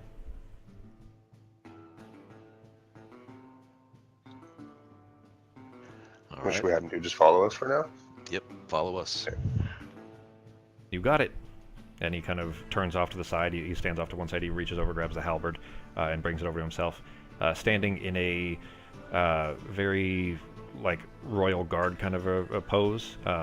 It doesn't seem like he doesn't have the control over himself that he had previously. Looks like he's kind of obeying orders essentially, and is just standing there waiting for you to move along so he can follow. So where are you guys going? You guys want to roll back to the mine? Let's do it. Sure. Okay, well, I guess I'll put it this way. What is it that you guys are going to the mine to do? Because there was something else you're supposed to do first. That you guys know that you're supposed to do first. I think you just might be that's forgetting. true. That's true. We got to figure out the priest. And we should probably take care of Hetty too. You want to go lock her in again? Yeah, I'm gonna go man the jail and make sure that she stays locked in there. Okay. And make sure the cell's locked. That's a good idea. We'll fix that wall as we walk up to the farm to talk to the priest. Okay. But when is he? No, he's not there till later, right? Not where? That's where the priest came from, the farm up north. Oh, never mind. Yeah. Okay, let's go. Okay. Well, it's on your way anyways, so you guys make your way to the jail. You hear loud, lip smacking sounds coming from inside from the jail through the door, through the crack in the wall, and from presumably from Hetty inside. And you're mending the wall. Are you doing anything in there? Or are you just gonna keep going? I think after we mend the wall, just head up to the farm still. Okay. What do you guys think? So you mend up the wall behind the jail. Wallace just kind of stomping on behind you. You do get a couple of weird looks, just folks in town that have not met you, of course, because this is another loop. This is loop number 7 now. That seeing a stranger basically walking through, but don't really question it much because you have Wallace with you. Are we still by the jail? Sure. Yeah. If you haven't left there yet, so. Just real quick, can I just yell into the jail to Hetty real quick? Something? Sure. Nonchalantly, I'm just gonna say, hey Hetty, about how long ago was it that you blew up that temple? You hear an exasperated sigh, like a person that is tired of being accused of something they didn't commit. And she says, "I didn't blow up no goddamn temple." All right. about when did the temple blow up? I don't know about no temple blowing up. It's been broken for as long as I remember. Who are you? I don't recognize your voice. I'm just going to use prestidigitation to make one root beer barrel, and I'll just make it in my hand and eat it in front of her and walk out. Okay, so you guys were going inside? I thought you were yelling through the wall. Yeah, she could see me, maybe through a window or something. So when you went through around to go see her, to talk to her, then you actually see that the lip smacking sound was her shoveling like dirty root beer barrels out of her pocket into her mouth, like covered in soot and hair and pocket lint, that kind of stuff. They're not wrapped like nice candies, but she was eating root beer barrels when you walked around to her. But as soon as you pop that one in your mouth, she gives you just a wide-eyed like you asshole kind of look, like how dare you taunt her with these root beer barrels. But she says she doesn't say anything else actually. She just sits down and like turns her back to you and won't look at you. Sounds good. I guess we'll continue up to the farm. Okay. So it takes you walking all the way across town is about 10 minutes or so. So I mean, we're looking at 11, 12 by the time you make it out to the farm. But you make it out there, and sure enough, actually, when you get there, you see that the dome is kind of cutting the farm in half, and you can't see to the other side of it. But basically, it looks like there's only half of a farm here, and the rest is presumably outside. But you make your way out there. There's one big building that is on this side of the dome, and the rest, most likely on the other side. But you kind of make your way over towards this. It's just one giant barn, not a house or anything else. It's just the barn. And out front of it, the big barn door is slid open. And out front of it, there is a small table that does not belong here. This is not the kind of table that you would have outside, but a small round table. And sitting at it are two of the four people that were the ones that the ruffians that were with Granger earlier are sitting at the table, and they look like they're playing cards. They have not noticed you guys yet. What are you guys doing?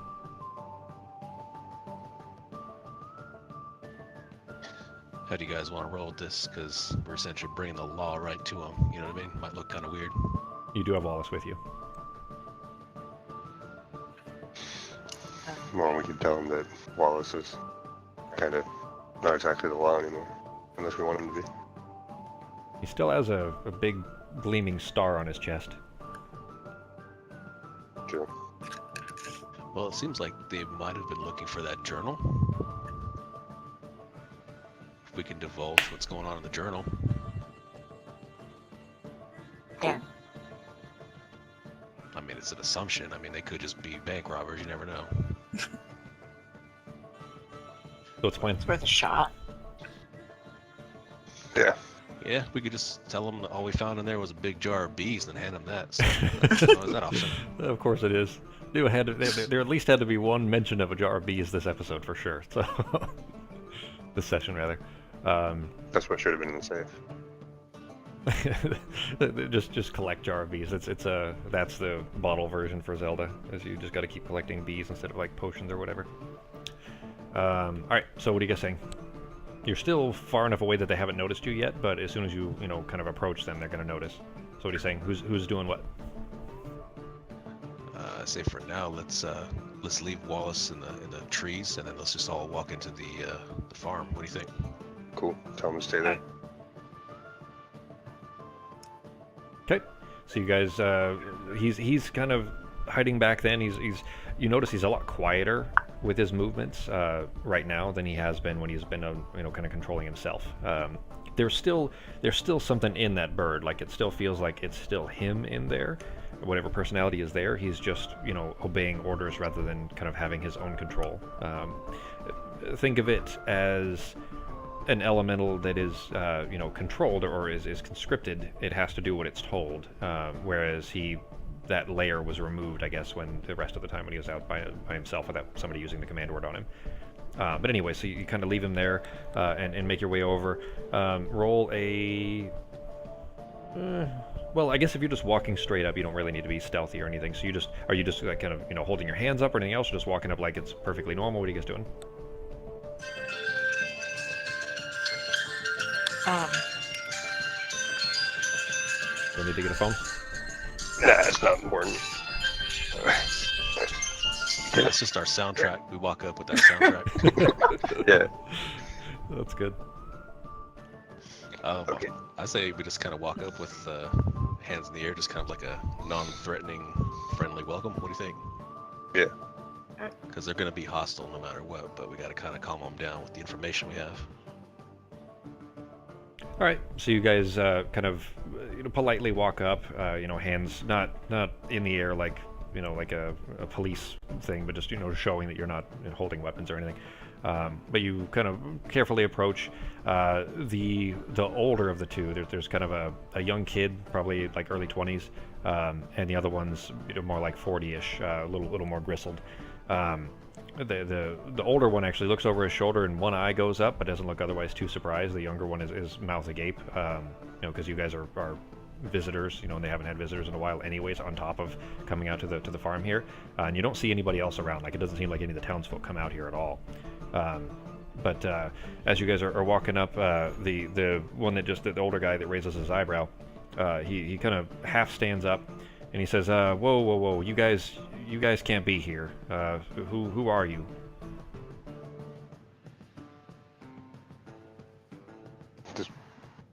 Should we just mention the journal, or should we introduce ourselves first? Yeah, I'd say we just say that we're here for Granger and Yeah. kind of let them know what's up. Yeah, so I guess we'll just tell him we're here for Granger. We have some information that he might want. Okay, roll persuasion with advantage.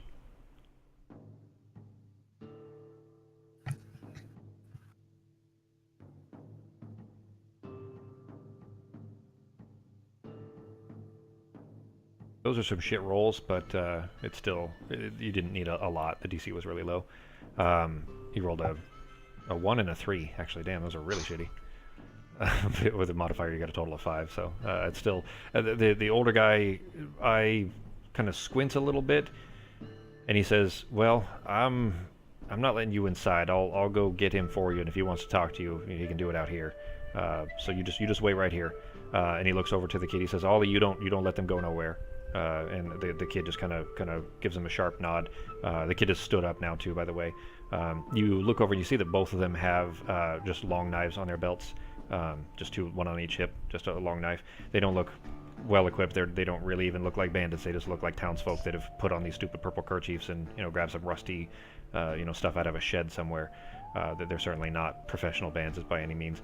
But the older guy kind of waddles slowly in towards into the barn. He's moving with a limp, like he's got an old leg injury maybe, kind of dragging one leg a little bit behind him almost. But he walks off into the barn not in any kind of hurry whatsoever.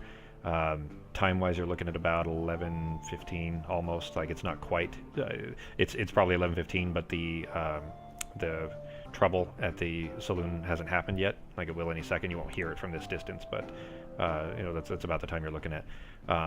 And good probably 2 minutes later, you see the same old guy come walking back out again, and he kind of doesn't even look at you, doesn't really acknowledge that you're even there. He just kind of walks over and sits back down at the table, and he motions for the guy that he called Ollie, the kid, to sit back down, and they go back to playing their cards, and you're just standing there. What are you doing? I should wait for dude, or what? Wasn't the guy going to get Yeah, I think Granger? I was going inside to get Granger. Are we within shouting distance of that house? Yeah, you're 10 feet away from the guys, and they're 5 feet from the entrance to the barn.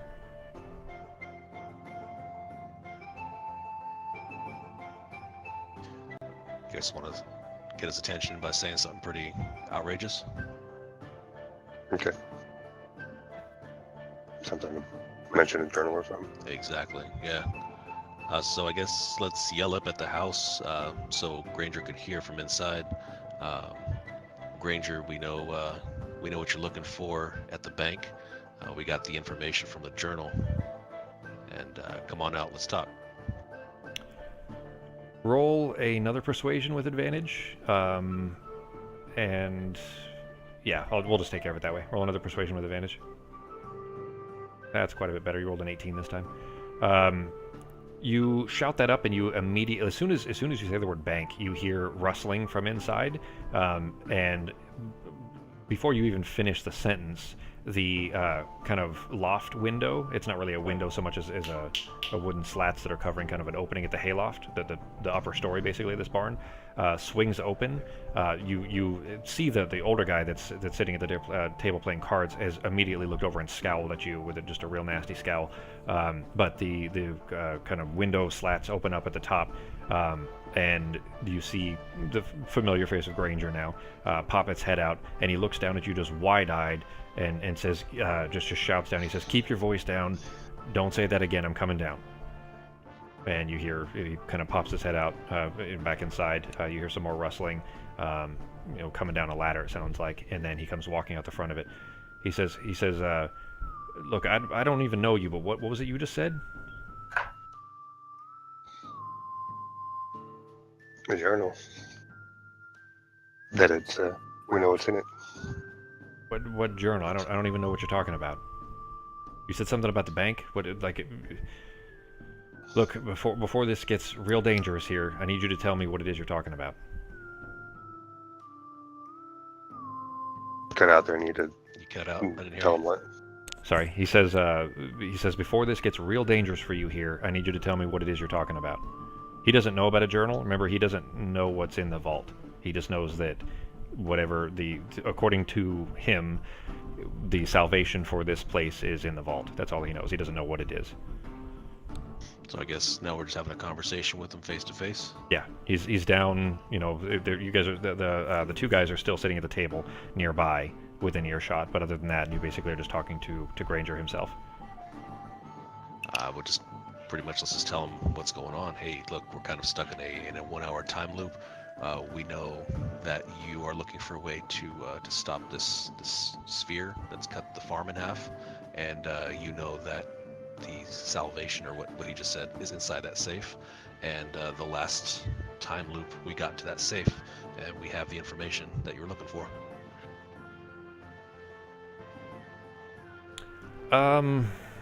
He looks taken aback. I mean, with the persuasion roll, you rolled decently with that last one. You rolled an 18. He doesn't look incredulous. He looks like there's some part of him that probably believes you. He says, "All right, look, I wouldn't tell this to you, except that you seem to know some things that are going on, so I'm just going to be flat with you. My friends here and I," and he kind of goes into a little bit of what he explained before when he was still on the horse, just south of here actually, that my friends here and I our only thing that we care about is getting this dome taken down, and I know that the way to do that is going to be inside that safe. So you're telling me that you've already seen inside the safe? I'm sorry, you cut out there. What was that? So the mic is good. Everything is good. There's no reason it should be cutting out anymore. I don't know what the fucking problem is. It's getting on my nerves because it didn't used to do this, and I don't know what the problem is. Anyway, he says, so my friends here and I, all we care about is getting this dome down, and I know that the means of doing that are inside that safe. But you're telling me that you've seen inside the safe? Yeah, we saw inside the safe. It was journal, one of the missing journals from Isaac, and we were able to see what was happening the last few days. Isaac's journal? What? How is that supposed to bring the dome down? I don't understand. Maybe what you were looking for in there and what we need is not the same. Do you know anything about the sphere? The dome? Is that what you're asking? The dome? They know it is a dome. No. They don't realize that it's a sphere. Oh, you mean spear? S-P-E-A-R? Yeah, sphere. Yeah, spear. Okay. Yeah. I don't know nothing about no spear. No. All right. Maybe I should just educate him for the next couple seconds about everything that we know about, Isaac killing Jack, June, Shaft B, and all that stuff. Isaac killed Jack? Jack was the you guys learned this, I think, in the first loop, so you may have forgotten.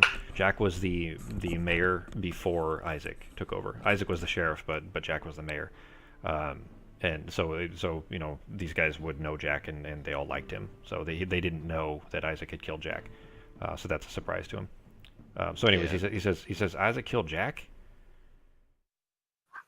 That's what he wrote in his journal, and it looks like he's going after the spear.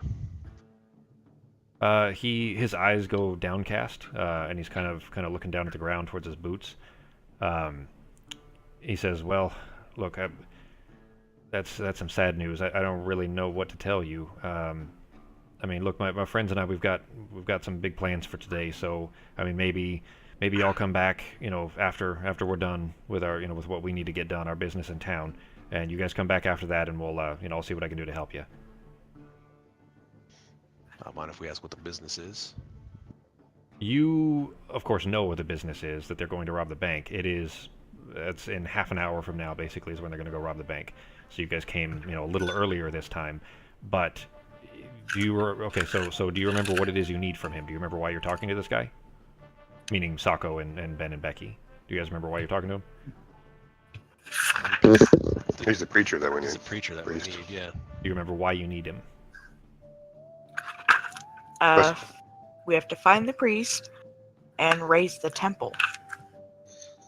So that way, what did it say? It said, find the priest, raise my temple, I would sing in the light again. Yeah, that. Did, right did we there. ever tell him about what we saw in the cave? We should probably tell him that. What we heard in the cave. Didn't see. Yeah, let him know what's up with the cave and what we saw at the temple, yeah. That the spirit there, whatever it was, told us to seek him. So we'll to seek priest. let's To raise the temple. Okay, for Ketis, roll a persuasion with advantage. Okay.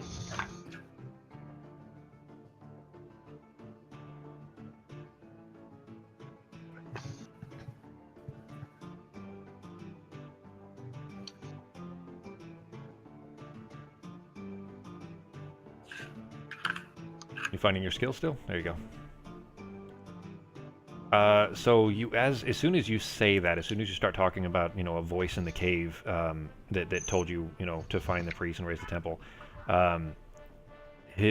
you see his demeanor and his features change completely. The features on his face begin to just melt away, and his eyes are wide. His jaw goes slack, just mouth hanging agape, looking at Ketis, and he says, "You talked to Israfel by 3?" Yeah, we all did. It talked to us in the cave. He looks between the 3 of you. He's kind of silent and obviously in shock for a moment. And he says, "Well, I mean, wow, that changes things. I guess that makes sense on how you could know some things that you shouldn't otherwise know. But wow, I guess I don't know what to say about that. She told you to come and find me?" Yeah, exactly. What did she... Wants us to raise the temple again. Yeah, to raise the temple again. To raise the temple? That thing's been on the ground for as long as I remember. I guess I don't know what to do there. I mean, we had... And he kind of stops and he looks back towards the barn, and then kind of turns back towards you guys. He says, "We had real big plans for today, but I mean, I guess if you said you've already seen in the safe and Israfel talked to you and told you to find me, I guess I gotta listen. I mean, in fact, actually, all 3 of you roll a religion check. In your skills page.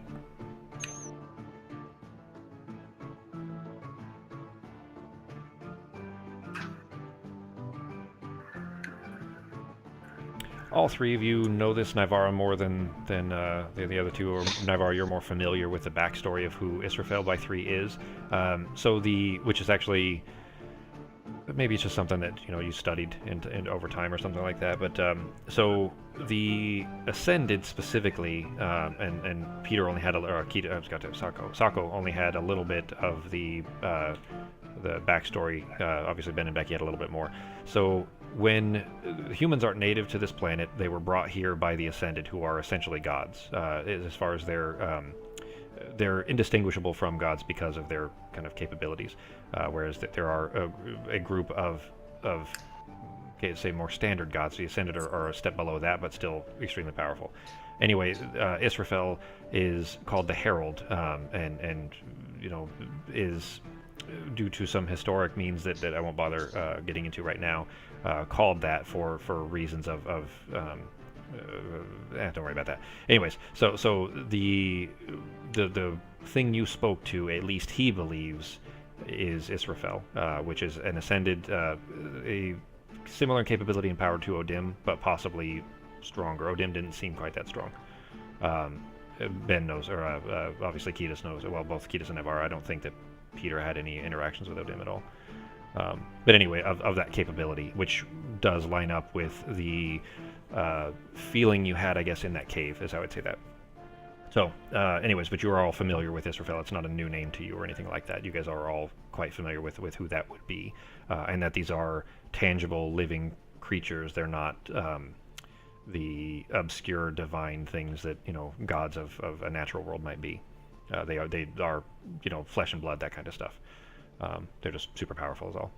Anyway, so he's very taken aback by that, and he says, "Well, I mean, we had these plans, but I don't know. I mean, maybe this is divine intervention. Maybe this is what we're supposed to be doing instead. What did she need me to do? I mean, raise the temple. What does that even mean?" That I don't even know. We got to figure it out. Do I have any knowledge of this type of religion? Meaning, pretty much a temple is what you make of it. You just need to do a few incantations or a couple of blessings, and where you are is a temple. Is there anything that I know about that? Roll another religion check for that, for Peter. My reasoning is that if it's just a matter of doing a small ritual or something in that broken down temple, that potentially could restore the spiritual quality of that temple. So there is definitely something to that, in that temple didn't appear to have any particular denomination or any religious iconography that pointed to any one god or an ascended of any type. There were the 3 candles there, but apart from that, and Israfel by 3 is traditionally exemplified via 3 of anything, but they don't need to be candles or anything in particular. But 3 things lined in a certain alignment or set up in a certain way might be some depiction of Israfel by 3. So anyways, that temple didn't have any obvious iconography that said it was belonged to this one god or this one ascended. It just seemed like a temple where people of any faith could come and pray to. As far as the holiness of a specific place, that's not a thing. It's not like that temple is holy ground or anything to that effect. There wasn't anything that's not a thing that the people of kind of think about. It's not. It's more of a thing that's inside someone rather than inside a building. A building is just an intangible place, if that makes sense.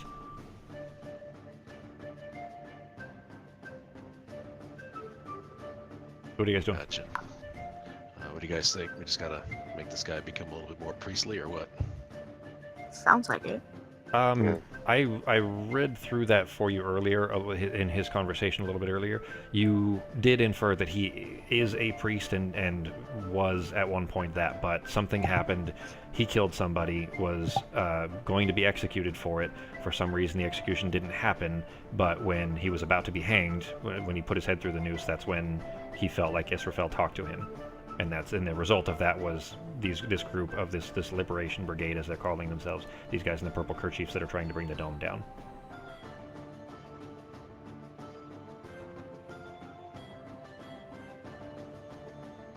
Well, I know if we got temple restored, that's what we need to do dome anyway, so it would be the same cause anyway.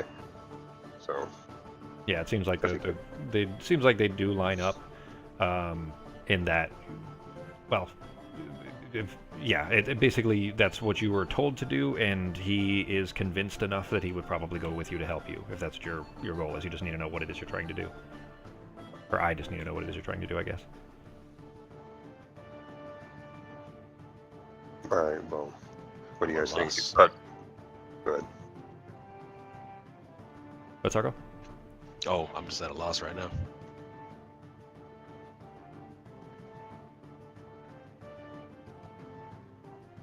Yeah, what kind of religious ceremonies would we need to do there? Like, what would we do?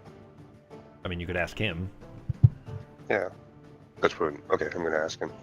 What can we do to, and possibly to get people's interest back in Israfel too?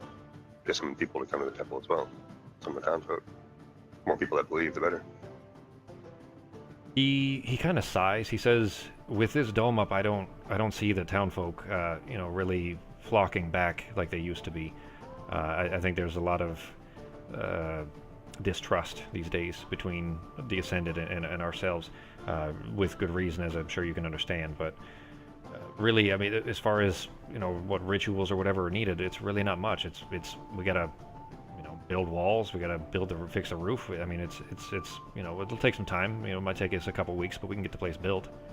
If that's what Israfel wants, that's what we can do."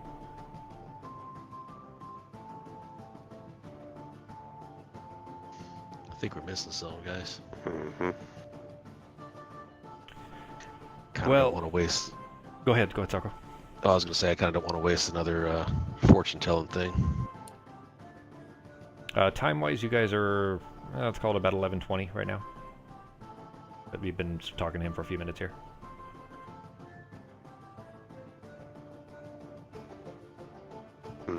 I can tell you guys you're probably overthinking it a bit, but let's do this, guys. I have some work that I have to finish up anyway, so let's go ahead and call it here for today.